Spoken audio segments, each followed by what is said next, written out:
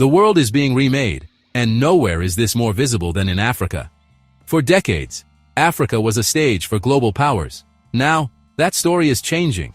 South Africa and Somalia, once on opposite ends of the continent's stability spectrum, are emerging as pivotal players. No longer just pieces on the board, they are becoming the hands that move them. Fueled by US-China rivalry, both nations are leveraging their positions to forge alliances and assert their interests. This isn't about choosing sides, it's about playing all sides, signaling a new era of African agency. The old rules, where African nations fell into Western or Eastern camps, are dissolving. Pretoria and Mogadishu are pragmatic, transactional, and focused on national interest. Their actions send a clear message. Africa is a continent of partners to be courted, not managed. The chessboard is changing, and Africa's new kingmakers are just beginning to make their moves. South Africa and Somalia's eastward tilt is about arithmetic, not ideology. China brings investment, not just promises. $13.21 billion to South Africa in 2024, mostly in manufacturing. Chinese automakers are creating jobs and transferring skills, a lifeline for a nation battling unemployment. Somalia, long unstable, has found in China a partner for reconstruction, $1.2 billion for infrastructure, energy, and agriculture. China is even training Somali security forces, deepening ties beyond economics. Both nations endorsed Beijing's One China policy, making bold diplomatic moves to signal their priorities.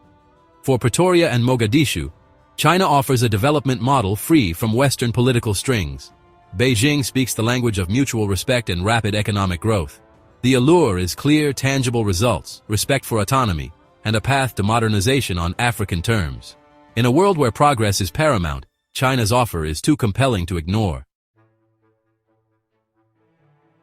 Washington didn't watch Africa's eastward drift in silence. In 2025, the U.S. hit South Africa with a 30% tariff on exports, citing Pretoria's ICJ case against Israel. The message: diplomatic choices have economic consequences. For Somalia, the U.S. froze over $400 million in humanitarian aid as Mogadishu deepened ties with Beijing. This move directly impacted millions of Somalis, underscoring their dependence on Western support. China offers a vision for the future, but the U.S. still controls the present lifelines. Washington's counterpunch was a calculated reminder. New friendships can't replace old dependencies overnight. The eagle had made its point. As Mogadishu drew closer to Beijing, Somaliland saw an opening.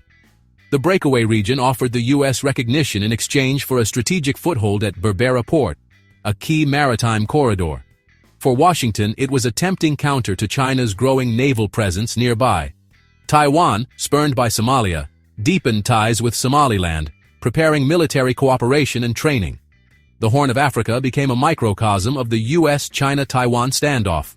Recognizing Somaliland could destabilize the region, but ignoring it meant missing a chance to check China. Even small players like Somaliland can make game-changing moves in this new era. The chessboard had gained a new piece. South Africa and Somalia are learning the art of the tightrope. They seek Chinese opportunities without severing vital Western lifelines.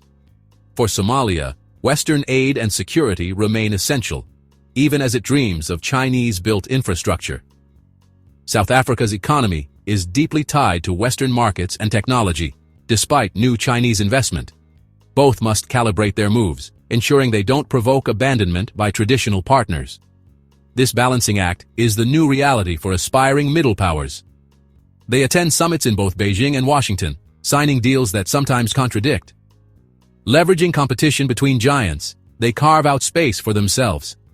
This is 21st century statecraft, walking the tightrope with confidence and focus. The Global Balancing Act was tested in September 2025, centered on semiconductors. Taiwan, the world's chip powerhouse, restricted exports to South Africa in response to Pretoria's pro-Beijing tilt. South Africa's automotive and tech sectors, reliant on these chips, faced a crisis. The move exposed the vulnerability of depending on Western-aligned supply chains. Urgent negotiations followed, and the ban was lifted after lobbying by TSMC, Taiwan's chip giant. The episode revealed that corporate interests can override politics, and that technological dependencies are as powerful as diplomatic ones.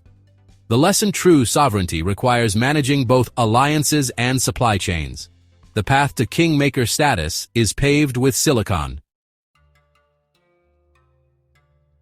South Africa and Somalia's maneuvers signal a new era for Africa. The continent is shaking off post-colonial dependency, asserting itself as a collection of influential actors. The narrative is shifting.